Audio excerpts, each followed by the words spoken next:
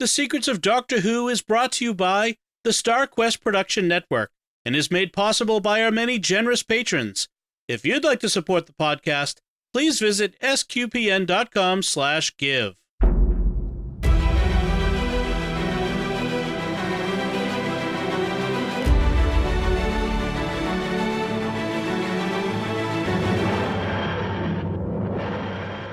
You're listening to The Secrets of Doctor Who, where we discuss everything about the hit BBC series Doctor Who, and today we're discussing the 7th Doctor story, Ghost Light. I'm Dom Bettinelli, and joining me today on the panel are Father Cory Sticha. Hi, Father Cory. How's it going, Dom? Very well, thanks. And Jimmy Akin. Hi, Jimmy. Howdy, Dom. Folks, be sure to like The Secrets of Doctor Who on Facebook, where we're at facebook.com/Secrets of Doctor Who. And find us on Twitter, where we're at SQPN. And be sure to leave comments there, how you like the show, what things you like about it, and discuss it with us there. We love to hear from you on social media. I also want to tell you about another show on the Star Quest Network that you're sure to enjoy called The Catholics of Oz. Our friends Lindsay, Lino, and Carolyn, all from Melbourne, Australia, join us every 2 weeks to talk about what's going on in faith, what's going on in Australia, what's going on with science, and more. So it's a lot of fun. Check it out wherever you find find podcasts, or at sqpn.com/Oz, O-Z. You've got this, I've noticed in the promos you do, Dom, that you have this fine podcasts thing. It's like wherever you find fine wines or something. That suggests there are podcast directories out there that are very selective. And I don't know if you live in that world, but it's a little different where I am. Well, I think there's the implication too, though, that there are not so fine podcasts there, but there are fine podcasts on those directories as well. Right. It's a bit of a wink and a nod that yes, everything is in those directories, but that sort of thing. Wherever you find any podcast, we'll be there. There are podcast directories I think that we're not in, the small obscure ones, but we're in all the big ones. Yeah. So we're talking about Ghost Light, and before we get into that discussion, Jimmy, can you give us a recap of what happens?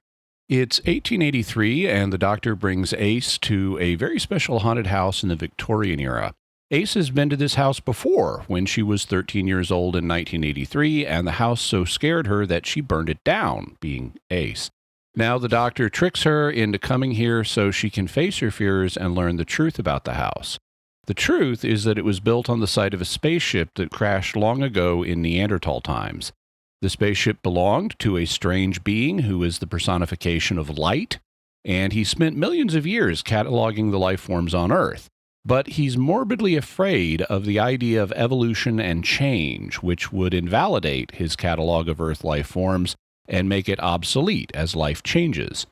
Unfortunately, life on Earth is based on evolution and change, and while Light slept, elements from his ship, a control program, and a survey program started warring for control of the house.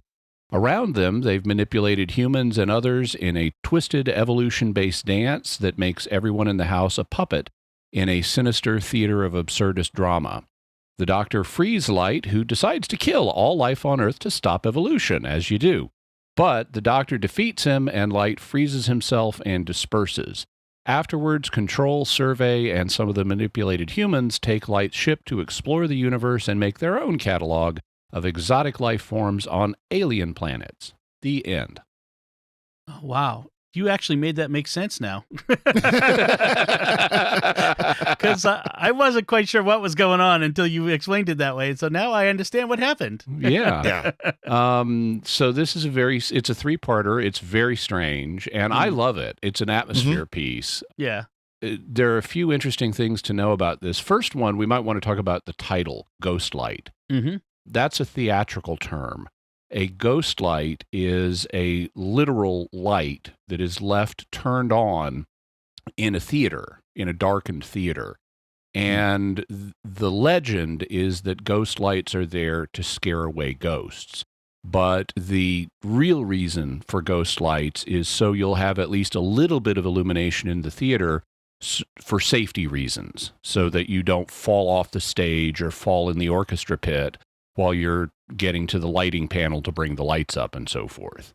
So that's what a ghost light is. Another interesting thing to note about this episode is the backstory to how it got written, because at the time, this is the seventh Doctor, Sylvester McCoy, and at the time, the script editor for the series was a guy named Andrew Cartmel, and he had what was known as the Cartmel Master Plan, which was an attempt to build more mystery back into the Doctor.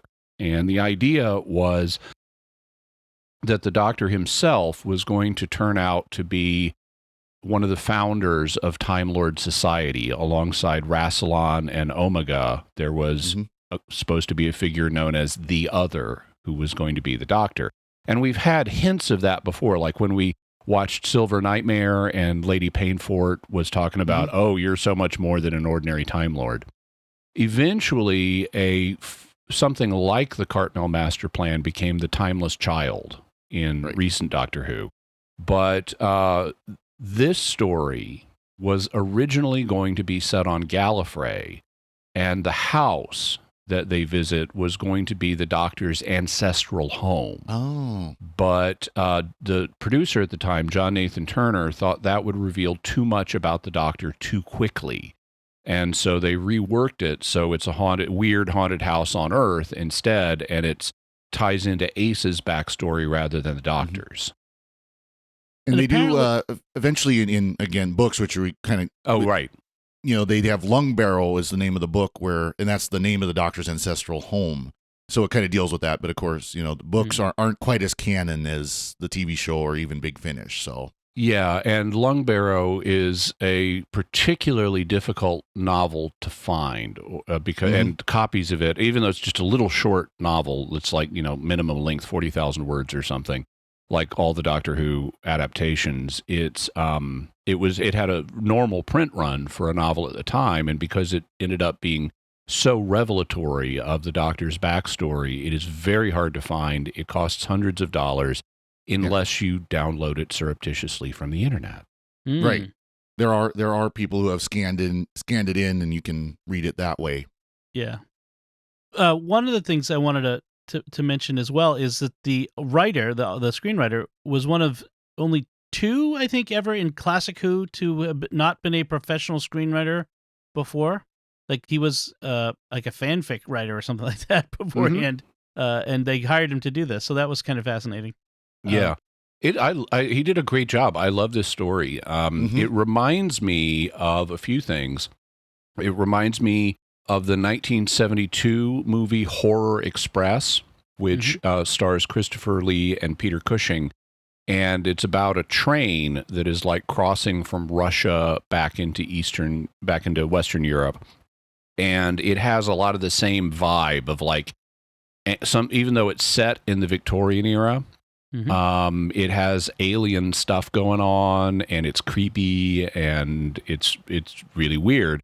It reminds me of Horror Express. It also reminds me of a contemporary program from America known as Dark Shadows, which was a soap opera that I would watch as a kid because it had vampires and monsters and stuff on it, and it was set in a creepy house.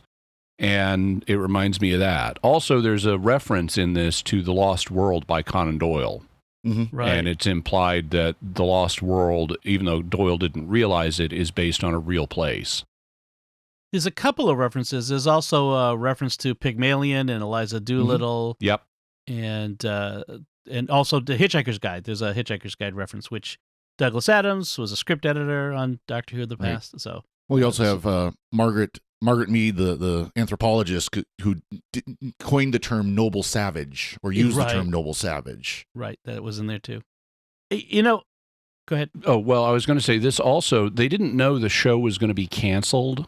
This is in the last season, and there are only two more stories after this one for the Seventh Doctor. They didn't know the show was going to be canceled. They thought they were coming back for another season. And it turned out, because of production order versus airing order, that this is actually the last classic Doctor Who story ever to be filmed. Yes, that's literally what I was just about to say. So that's good. That's kind of fascinating to me. It's the very end here. This is the pinnacle of Classic Who. So it's kind of interesting. It's also definitely the strangest Doctor Who story ever filmed. Yeah, I would agree with that. You mentioned this whole the dark return for the Doctor, and you've also talked before about how the Doctor is setting Ace up in a way to kind of turn her against him a little bit. And what was this all about? Why was the Doctor putting her in these situations? The ultimate plan was for Ace to become a time lady, that she was going to go off to Gallifrey and study to become a time lady at the Academy, and he's preparing her for that. Oh, okay, right. okay. And that's the talk about an initiation test that he says in this. Right. This is part of that. That was the talk at the very beginning. You know, I thought it was interesting here. Ace looks much older, more mature in this one than she has in previous episodes. And I think the way they have her dressed, she's not in the leather coat still. Yeah. And, they had her nylon coat with patches. Yeah, the 1980s nylon coat that was so popular. That's what it was. Yeah, with the like the space shuttle patches and stuff. Yeah, now she's dressed as, you know, a young 20s. I just thought it was interesting that they had kind of started to perhaps move in that direction, maybe because they were going to have her going off on her own as a time lady on her own initiative there. Yeah, well, it's interesting. Oh, go ahead, Father.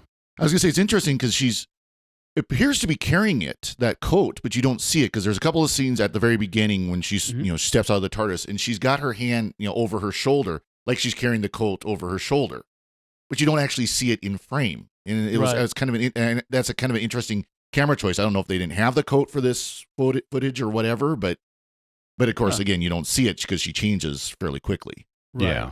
She wears a strapless evening gown at first, which is very attractive, but also is considered very risque by the by the Victorians. It's not that they didn't have strapless evening gowns then, but you didn't wear them around during the day.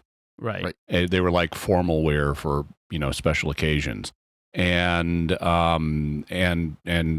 so they comment on that, and the Doctor tells her, listen, go along with them, get dressed in something they would consider appropriate. And she then goes with one of the supporting characters, a daughter of the original householder who is named Gwendolyn. And they go to, some dressing room they have in the house, and Ace insists on putting on actually men's clothing, men's formal wear this time. So they come out in these tuxedos, which is also considered inappropriate for them since they're women. But Ace is having fun, so that's all she cares about. Right. Kind of reminds me a little bit of the Eighth Doctor companion, Charlie Pollard. We've talked about that before, those comparisons. Yeah, and speaking of her, I was just going to mention, this story in some ways is very reminiscent of one of the Eighth Doctor audio stories that we've reviewed here, The Chimes at Midnight. Right. Yeah. Which is also set in a house of this period where the characters in the house are under some weird manipulative control that makes them do this kind of repetitive, absurdist theater of the absurd dance in the house. Right. And by dance, I mean reenacting certain things over and over again, not a literal dance. Right, and that's actually one of the interesting things where it starts is you have these regular servants, these women who work in the house, the housekeeper and perhaps a couple maids, who are very intent on getting out of the house by sundown. No one stays in the house after sundown, and so they get out, they go home, and then a bell rings and these like closets open and out march these very robotic looking maids in the classic French maid outfit, whereas the other ones didn't have that. And everyone is, and there's a Mrs. Pritchard in their livery. Yes. And then there's a Mrs. Pritchard, and they're all very robotic and controlled and all this very strange behavior. So it really amps up the creepiness of this story right from the start. Actually, that kind of ties into a parapsychological phenomenon known as a haunting. Now, when people think of hauntings, they typically think of a ghost being around. But actually, this is a term of art in parapsychology, and a haunting is not normally thought of as involving a ghost who's actually there interacting. That would be an apparition. What a haunting involves is a strange repetition of a sequence of events or behaviors as that just keep repeating themselves with no rhyme or reason, as if it's a recording of some past event. And hauntings are often understood in terms of place memories, that a place can have a memory that repeats the same sequence over and over again. And that's very much like the kind of robotic. So every day at sundown, this sequence starts again. And there may be variations over time, but it keeps repeating itself based on whatever ancient forces laid down the place memory. Okay. Yeah, I get that. So let's talk quickly about the people that we encounter, or the Dr. and Ace encounter. So there's a guy who is he's looking for someone named Redvers Fen Cooper to save him from someone named Josiah Samuel Smith. And it will turn out that the guy looking for Fen Cooper is himself Fen Cooper, at least according to my understanding. And they even poke at that where they say, that I'm tired of that Fen Cooper. All he does is talk about himself. Yeah, which is a great line. Yeah, so he's got a kind of psychotic dissociative identity disorder. Right. Mm-hmm. There's a Reverend Matthews who shows up from the Royal Society, who's come to reject Josiah Smith's Darwinian claptrap about how industry is polluting everything or something. In evolution, and evolution as a general, that idea that we evolved from apes, or primordial goo, he says. Yes, yeah. Then there's a butler who is actually an actual Neanderthal named Nimrod. Mm-hmm. Nimrod was a mighty hunter before the Lord. Thus it is said, Nimrod, like Nimrod, a mighty hunter before the Lord. Yes, and there's the aforementioned Gwendolyn. And then the Mrs. Pritchard, and it will turn out that they are mother and daughter and don't realize it, which is interesting. And all these people, so Gwendolyn and Mrs. Pritchard are under some sort of compulsion. They're something. Real humans, though. Yes. Fen Cooper has that dissociative disorder of some sort. Nimrod is in control. He is like in control of his faculties. He's not under compulsion, so that's interesting. And he's not just a Neanderthal. He's the last Neanderthal. Right. Who has a memory of this being called Light that we'll encounter later. He calls him the Burning One, and his Neanderthal tribe worshipped him. Yes. And then there's this Josiah Smith, who appears to be he presents himself as sort of the owner of the house, or the person in charge here, who the doctor accuses of being an alien.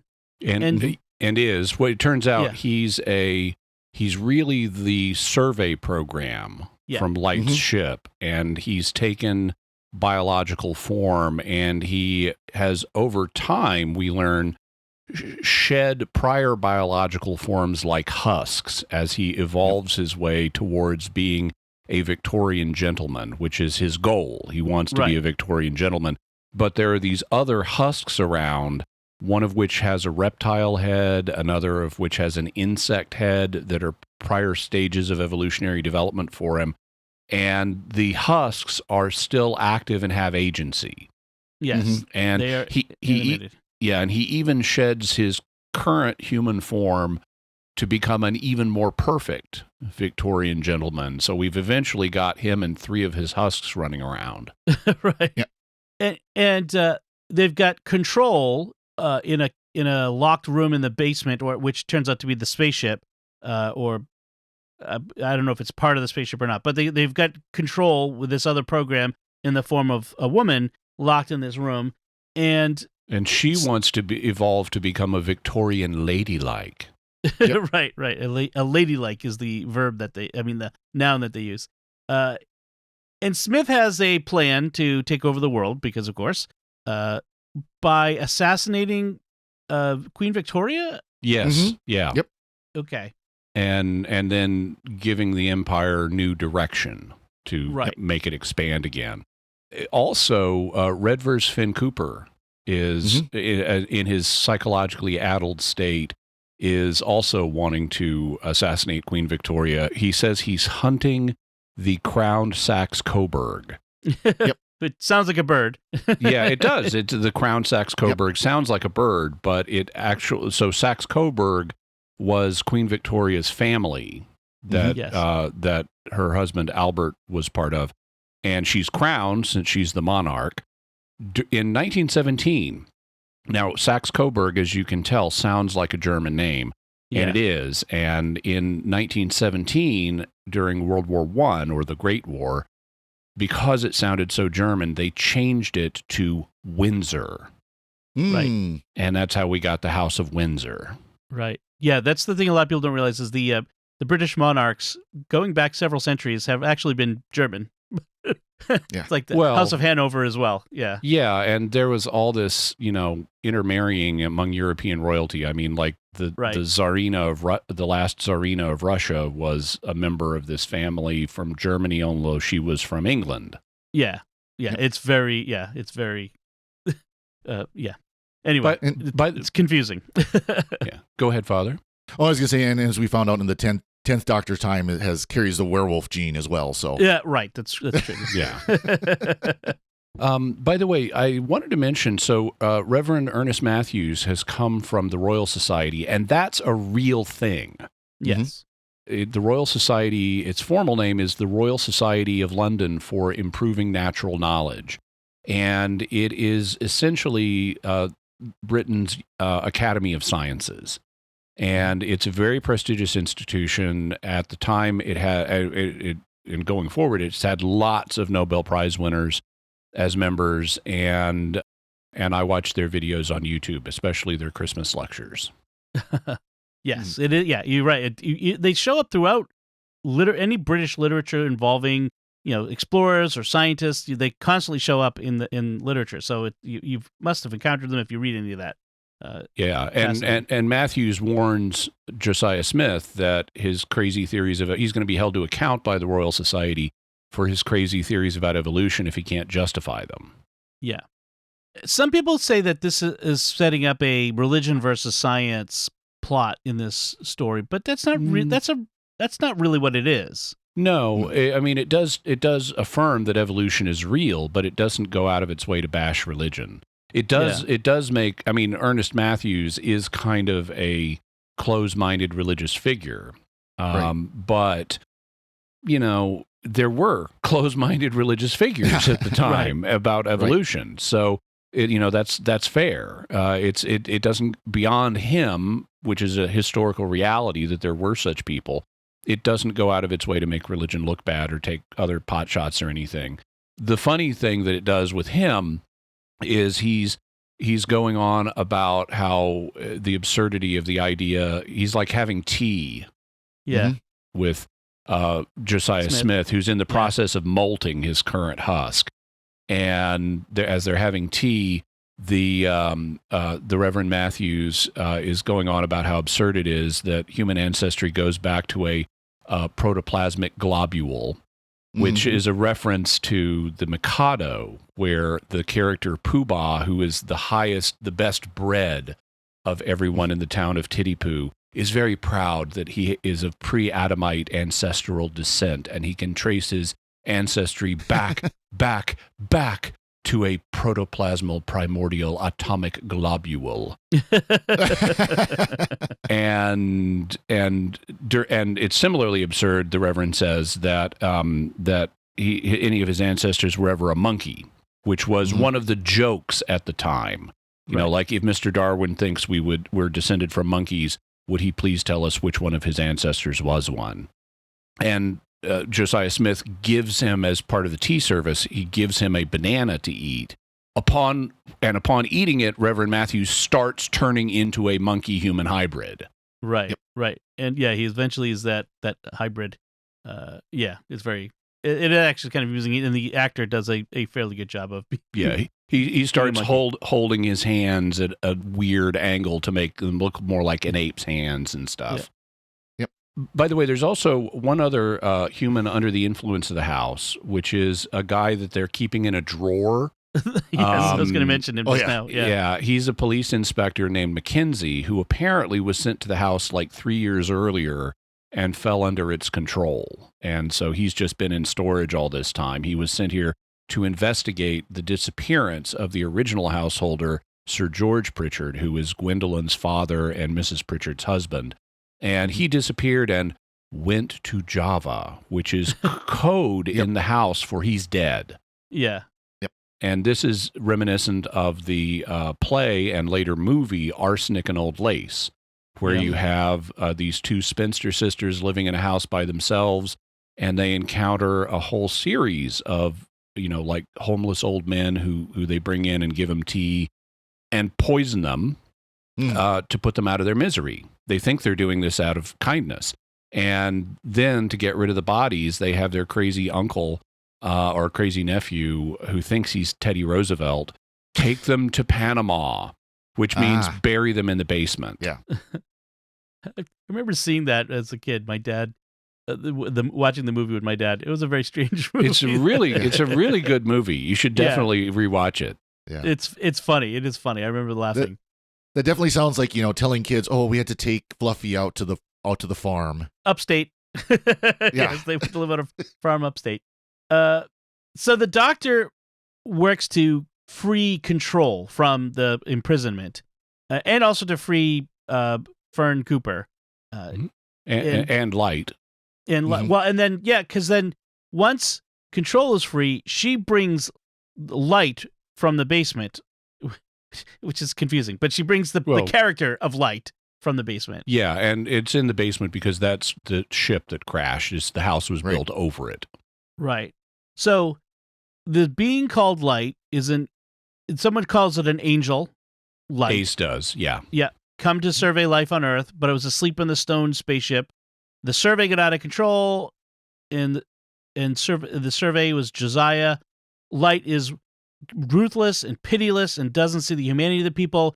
And I'm thinking, this is an analog to Lucifer, right? I mean, Lucifer literally is the angel of light. The name literally means light. Kinda? Well, Lucifer means light bringer, but I mean, Lux is light, and the fur means maker or bringer. Sure. I didn't get the idea that Light was meant to be Lucifer. I mean, I guess I could see that, but I just got him to be he's a crazy Doctor Who super being. Well, I was more like, I think the writer's intent was to evoke in the viewer's mind, this idea of this connection to Lucifer. Not that the character itself is Lucifer, but like the angel of light being dastardly and scary and a bad guy. Well, I do think there was a definite parallel between the Reverend and Light, because both of them rejected evolution. Yeah. The Reverend because of religious reasons, Light because he wanted everything to stay the same. He hated change. Every little change, which of course the Doctor eventually uses with him. Oh, you just changed place. You just changed your mind.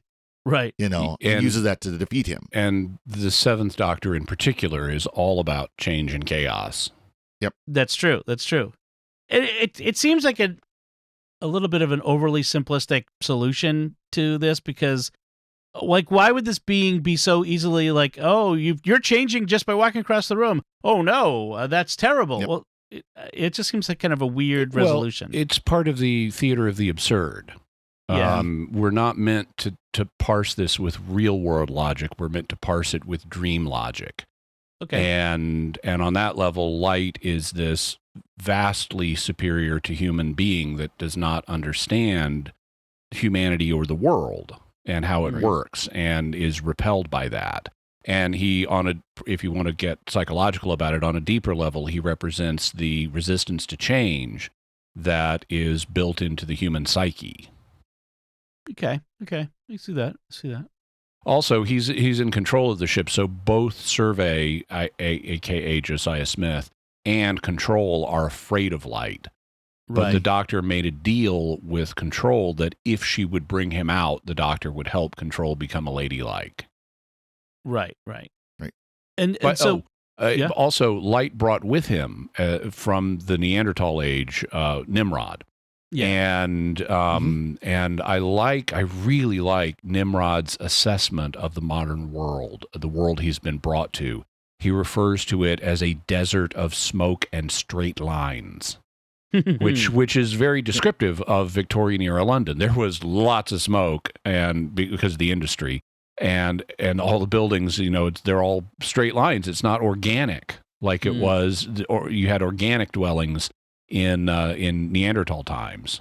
That's it. Yeah, that was a good turn of phrase there. I like that one. Mm-hmm. The Light wants to reduce the planet to primordial soup, start again, and and Well, and then burn it to keep his catalog safe so that it doesn't get changed. He's a great bureaucrat. The catalog is more important than the thing. And there's a scene where they're at dinner, and the doctor keeps telling Ace, "Don't eat the soup." Just kind of an aside, don't eat the soup, because it turns out more than once. Yeah, it turns out the soup is the policeman, right? I think the policeman is. Yes, it was the policeman because he pulls out one of his chains, like keychain or whatever. Right, turned back into primordial soup, which is then served for dinner as soup. Don't eat the soup. He also compares Josiah to a cuckoo invading the nest because he showed up at the Pritchard household and kind of kicks out Mr. Pritchard and takes his place, kind of like a cuckoo does when. In fact, we've had an episode recently where the doctor compares. It's the one with the little boy with the nightmares. Oh, right, yeah, the night terrors, if I recall correctly. Yeah.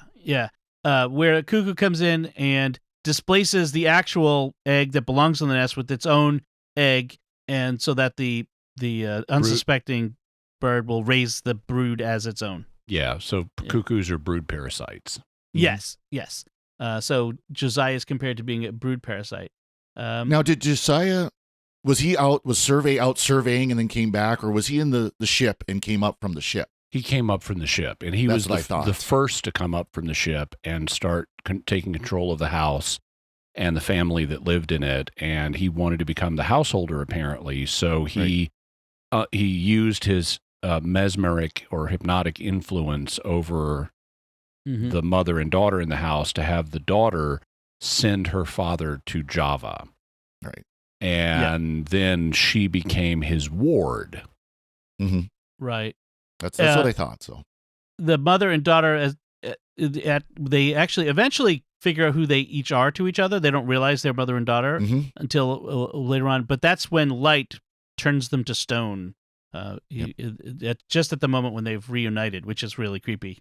Well, they've reunited, but the mother also says we're already too far gone. Yeah, they've already they've woken up, but they realize that, or she realized that they can't go back to where they were before. Right.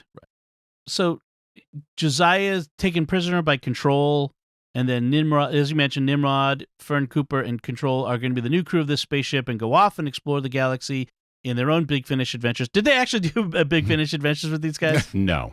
Oh, okay. Not that I've encountered anyway. That would clearly be a potential. That would be quite the adventures, yeah. Yes. I think you need to introduce a new character, though, because somebody in your continuing adventures has to be a mainline character that can make things understandable for the audience. That's right. And with these guys, you need your Andy Griffith in the Town of Crazies. Yes. Right. I will say I liked Control in this, though, because she went from very rudimentary short sentences to very proper English throughout it. She kind of changed, and at the point where Josiah Smith drops out, she takes over as the one who's more eloquent and right as the proper Victorian leader of the household. Yeah. So you mentioned Light gets dispersed. The doctor presents him with his paradox, and the house will remain, but will remember the lingering evil. So the evil presence will stay in it, and that's what Ace encounters in 1983 and causes her to burn it down exactly 100 years later. And I like Ace's only regret is that she didn't blow up the house instead. which is even more Ace after she would have taken her chemistry classes and learned how to make explosives. Yes, that's very on brand for Ace. So, any other notes on this episode that we missed, Father Cory? So there's one line when with the meal with the primordial soup where the doctor mentions the cream of Scotland Yard. And of course, that can mean two things, the best of Scotland Yard or like cream of mushroom soup. I love that line. Yeah. And then the doctor makes a passing reference to the Flying Scotsman. And the Flying Scotsman is an extremely well-known steam engine. It's going to be actually 100 years next year. So in 2023, it'll be a 100 years old engine. It's still up. It still runs. It's in Great Britain. But for like 3 years, they actually brought it over to the United States from like 69 to 72. They brought it here to the United States, and it toured around the country. So it's one of the most famous steam engines, and it was a passenger steam engine. It's, beautiful green engine. It looks awesome. And you could go to the UK today and ride behind it. Oh, wow. So cool. Which it would have been an anachronistic reference because that's about 50 years or 40 years after the date of this story. Yeah, it would have been anachronistic for this story, yes. Yeah, that's kind of funny, yeah. Jimmy, any notes? So I like the theater of the absurd quality of this. For people who haven't seen it, theater of the absurd is, as its name would suggest, deliberately absurd. And it sometimes uses things that are repetitive and meaningless and absurd plot loops that don't make logical sense as a kind of way of stimulating the audience's imagination. It's like, what is going on here? And kind of shocking the audience out of complacency. And there's a certain aesthetic to the theater of the absurd that, I mean, I'm sure it's not for everybody, or it would be extremely popular, but there is something there. Give it a chance, and figure out how the aesthetic works, and you may appreciate it more than if you try approaching it as, I'm going to sit down for a normal linear Doctor Who narrative. Right. This is trying to do something different, and I like that they are trying to do that. In the story, we mentioned there's a Pygmalion. There's actually more than one Pygmalion reference. Pygmalion was a famous play from the 19th century about a man who takes a Cockney woman under his wing to educate her to become ladylike. And I wonder, is it George Bernard Shaw that wrote this one? That's what I was thinking as well. Yeah. And it's also the basis of the musical My Fair Lady, if you've ever seen that. And the character that's educated is Eliza Doolittle. And at one point early on in the story, Ace is speaking up out of turn, and the doctor says, "Quiet, Eliza." Yep. And that makes it very clear that that's what the doctor is doing with Ace. He's educating her. And this is not the first time we've seen this on Doctor Who, because in the fourth Doctor's time, you also had a Pygmalion-like relationship with Leela and the fourth Doctor. Later, as Ace and Gwendolyn are getting dressed, the role kind of reverses. Oh, I'm sorry, not Ace and Gwendolyn. It's Ace and Control. Because because Control wants to be a ladylike. And so Ace has got her in front of a mirror, and she's brushing Control's hair, and she's giving her elocution lessons, which is exactly what Henry Harrison gives Eliza Doolittle in Pygmalion. Pygmalion is a reference to Greek mythology. There's a statue of the perfect woman named the statue is named Pygmalion, and then Pygmalion is brought to life in the myth. And so it's a metaphor for taking an uneducated woman and turning her into a proper lady. Right. But Control is taking elocution lessons, and Ace is giving them. And so she's teaching her to say, "The rain in Spain falls mainly down the drain," which is a great variant on the classic trope. The rain in Spain falls mainly on the plain, but down the drain works too. And we've got a nice role reversal where Ace who is very unladylike, is in the Henry Harrison role of being the elocution teacher. Yes. There's also a reference I liked to when they're discussing evolution. Josiah Smith alludes to an actual thing that has been cited in favor of short timescale evolution. He refers to some moths that are adapting their color to reflect the industrial smoke that's being emitted. So the moths are becoming darker. And this is something that actually has been cited as a case of microevolution, where one species is adapting to its environment, and the moths become darker colored in response to the smoke that is getting on the buildings and making it easier for predators to spot them if they're still light colored. So they become the ones. The theory is the ones that are darker colored survive because they don't get eaten and they reproduce, and darker colored ones become more prominent. Now, I don't know if this is true or not, but years and years ago, I saw a creationist response to this that said, "Dudes, the moths are just getting soot on them. That's why they're darker."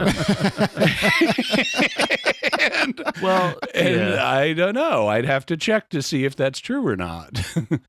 Yeah. You'd think someone would check, but yeah. Yeah. Yeah, you could tell if they're getting soot on them because you could brush it off. You could brush it off, but then you can, if you brush a moth's wings, you're going to take whatever's on there off. Yeah. Because they've got those powdery wings. Let's see. I like that at one point all the butterfly and bug samples that they have in the house, which would be typical of a natural philosopher of this period. He would have such collections. They start coming back to life.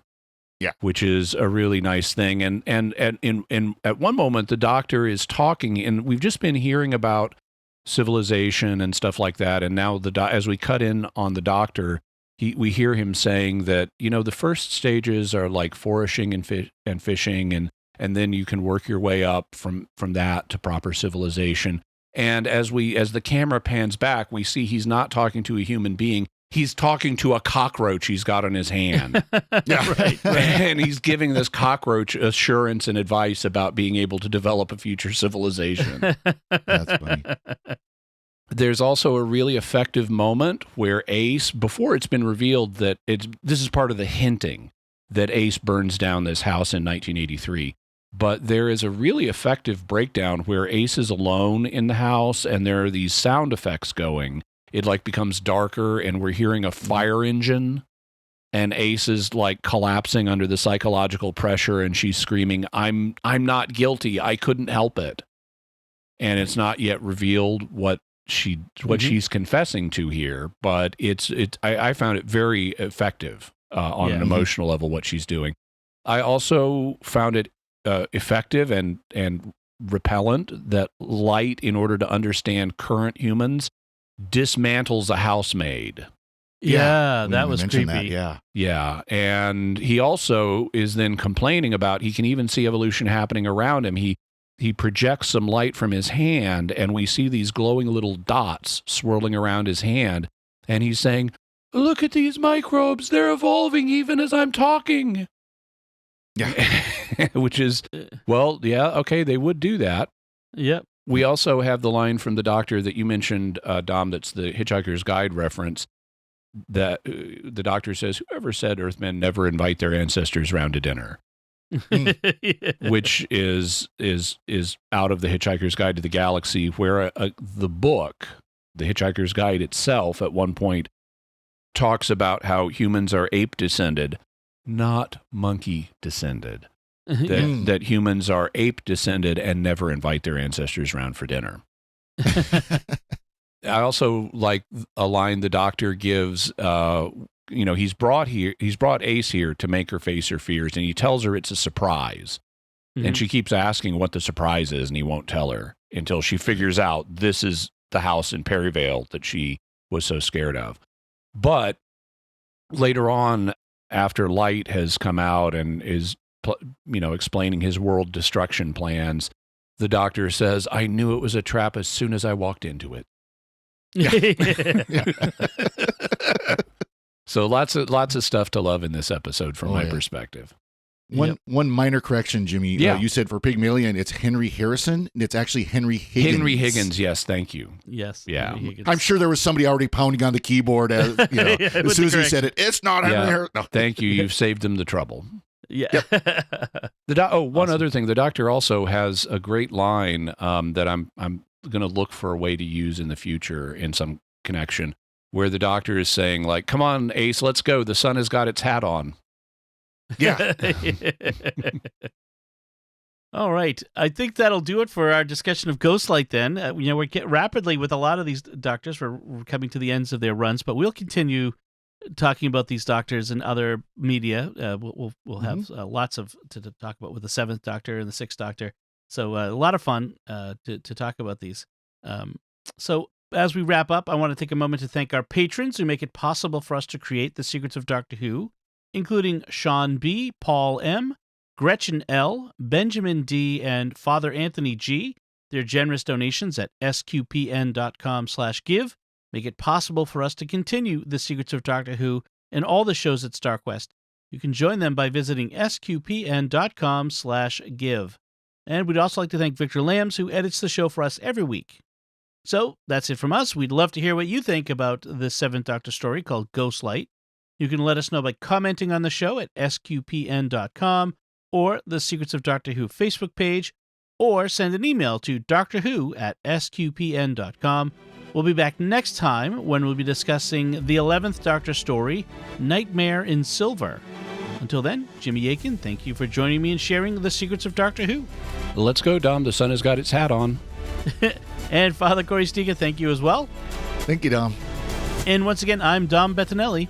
Thank you for listening to the Secrets of Doctor Who on StarQuest. And remember, what about Josiah? He sounded a little husky. Dad joke.